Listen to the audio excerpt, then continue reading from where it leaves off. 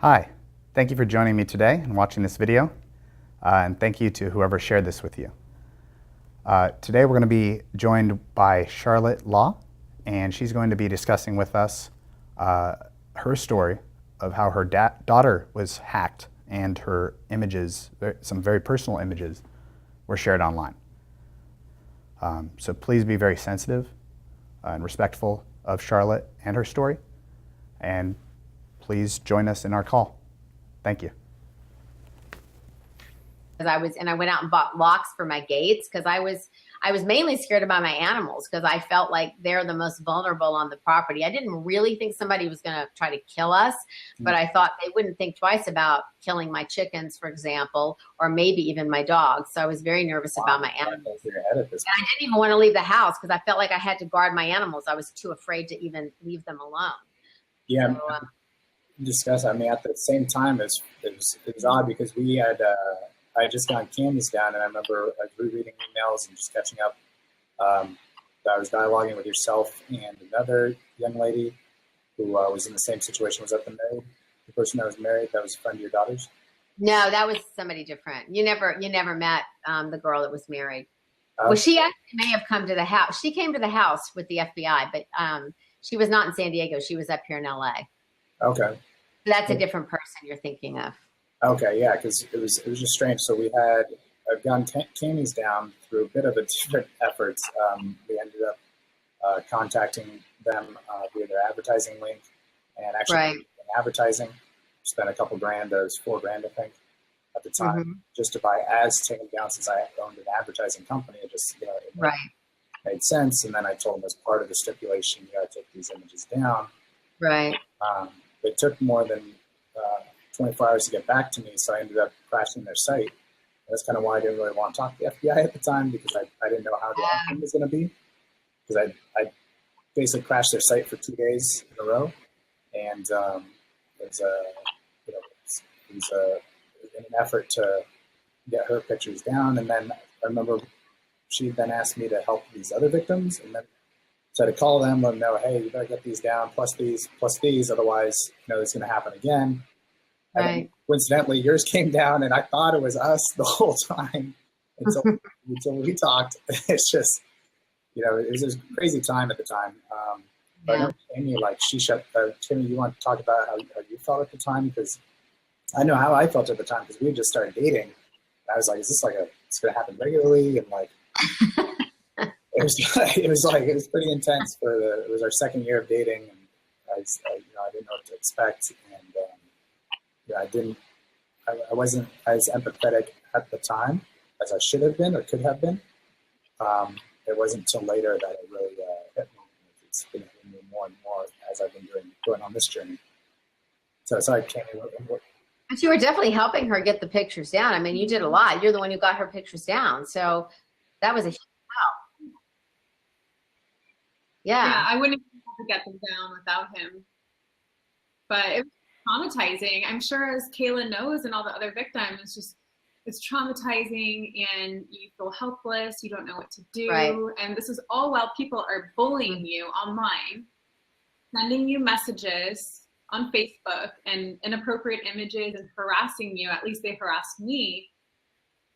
It was horrible. I deactivated my Facebook. I didn't talk to anyone. I was getting messages from everyone at my hometown. People just kept telling me, like, hey, have you seen these? Have you seen these? Just text after text. And I just kind of went into depression. And after the photos were finally taken down, of course, I was really happy, but I just didn't really talk to anyone. And even after they're down, you're still scared because you don't know for sure if people saved them, if they're going to pop up again. You just never know. Yeah. And so you have to keep this Google alert on your name for the rest of your life to make sure they don't come again. Yeah, and one of the things we talked about, is like we caught her on dating sites after, and like they didn't put your name on there now. So now they have your images, they're putting them out there after they've done this, whether you know about it or not. I think we're lucky that you girls, your daughter and Tammy are lucky to have even known about it, because this happens to people that don't even know about it. True. They just go on these BitTorrents or underground sites, and then all of a sudden, the only times you know about it is if somebody goes, hey, I saw you on this dating site, or I saw you on a worse site, like the RevengePorn sites or escort sites or whatever. And these guys they guys, girls, whoever the hacker is, just breaks down a lot of trust online every time they do this. Mm-hmm. Yeah. So, okay, so it took probably about a month before, or 2 weeks before the images came down, and then about a month before anybody started really listening to you, you'd say?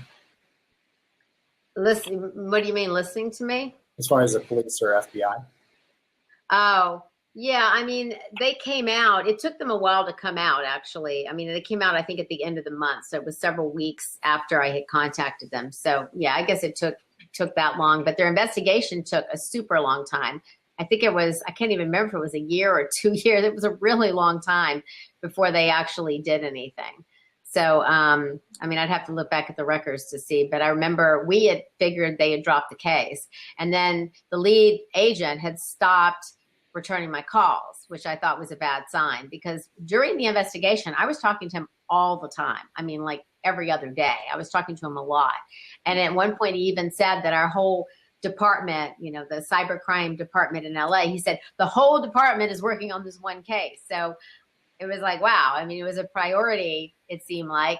And then all of a sudden he didn't call me back anymore. And my husband said, well, obviously they dropped the case. And so I was a little worried about that. And I was very surprised when they actually did arrest him.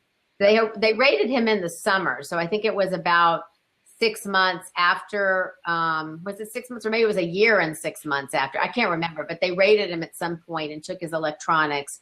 And then it was like a year later when they finally actually arrested him. It was a very long time. Yeah, I remember it was like 2013, I'd say, right? Yeah, I think it started at the beginning of 2012. January 1st, 2012 is when my daughter was hacked. So it might have been the end of 2013 when he was arrested, I'm thinking. Yeah, so that would be 2 years. It was about 2 years. And it wasn't until 2015 he actually went to prison, right?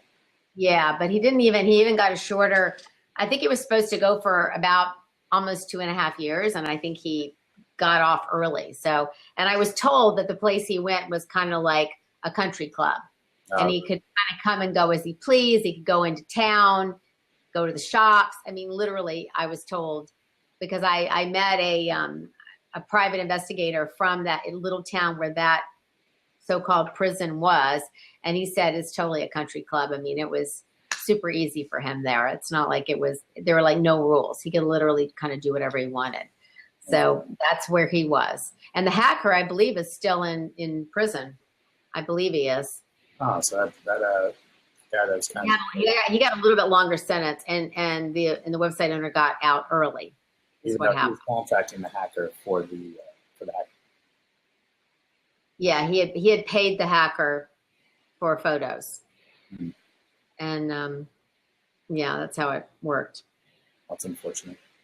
So yeah, the hacker lived or went to school about a block from the house that Kayla grew up in.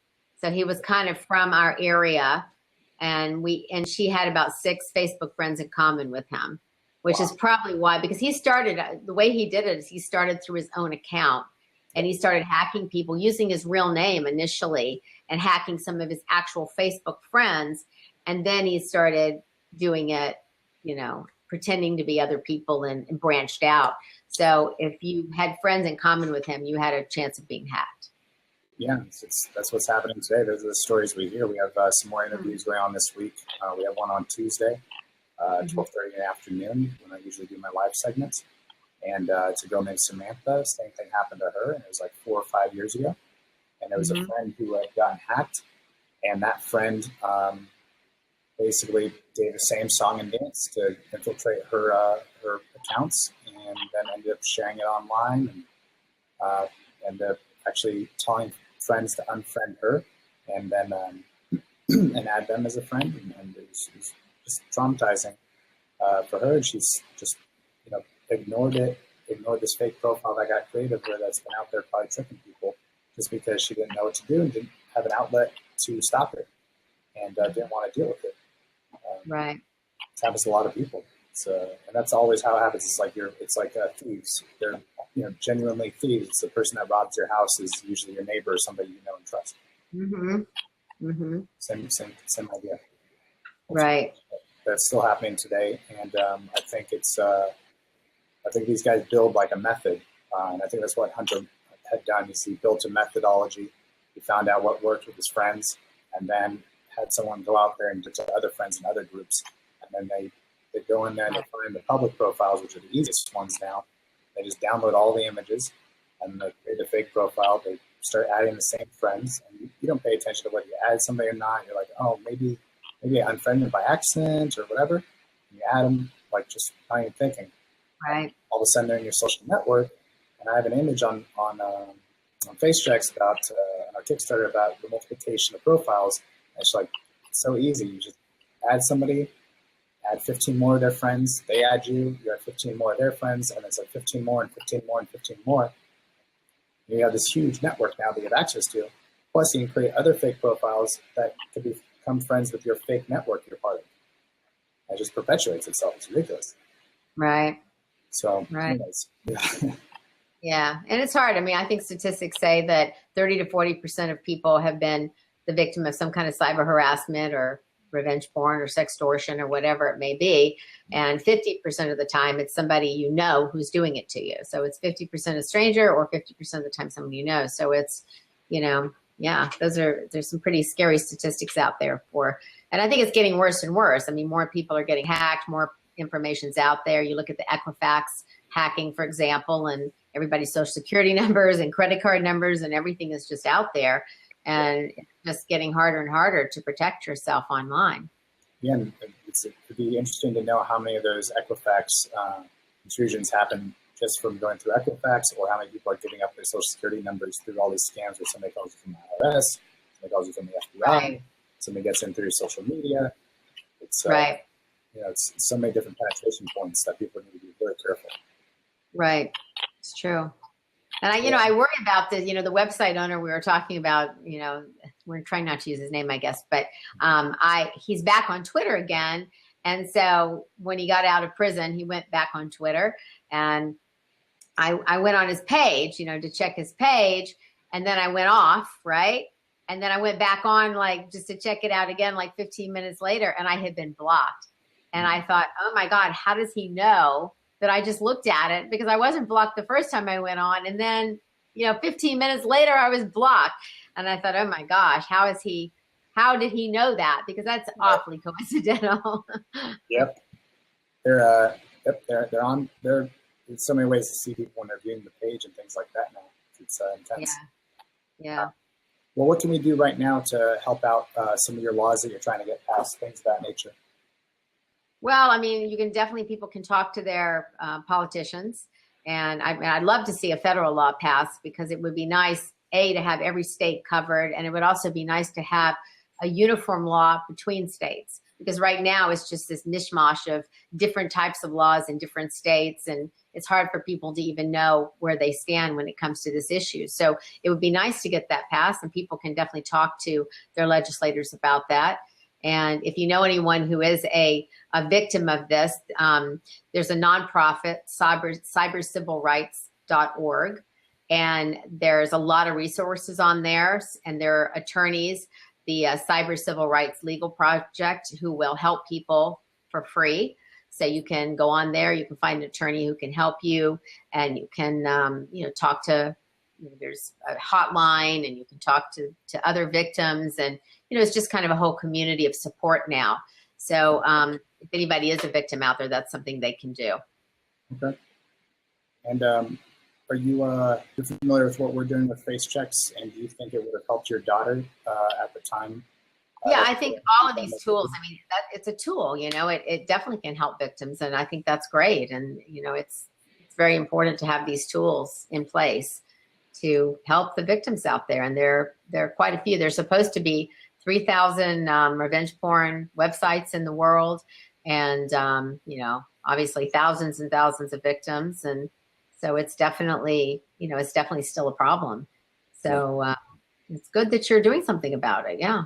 Yeah, thank you. And will you be retweeting and hopefully sharing some of our live interviews to get the word out on FaceChex?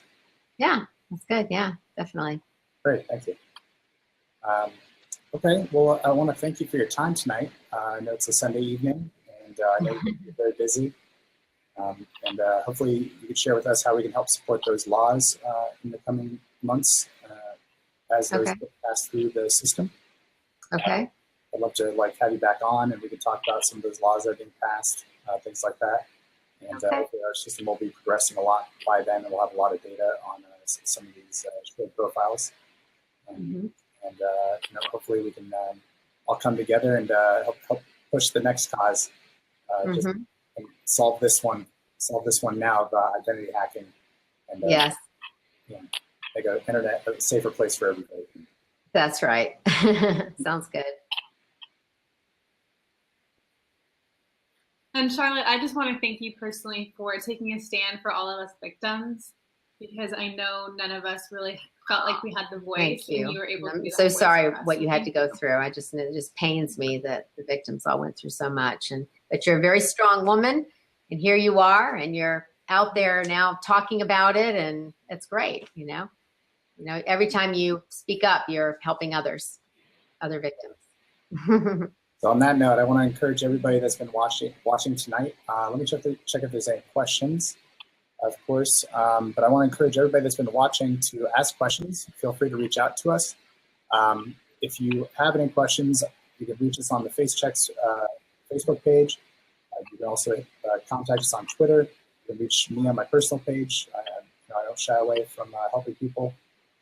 So please send any questions you might have. If you have a similar story or incident, please get in contact with us, because we'd like to interview you, either in person like this or over the phone. And we'd like to share your story, because through sharing is the only way people are going to learn, they're going to empathize, and they're going to help everybody here in the cause and the fight against content identity theft. So last but not least, please share this. Share the Facebook page and Twitter page, and share a Kickstarter. And please step up and invest in the cause and be a part of the cause, because it'll be impacting a lot of lives. What a great story. Thank you for everybody that watched the video, and thank you for Charlotte for sharing her incredible story, and her journey and struggle that she had to go through. Again, you can see how this impacts people. This is really happening to real people. It could happen to you or your loved one. So please help us. Please join us in making the internet a safer place. Please join FaceChex. Support our Kickstarter. Thank you.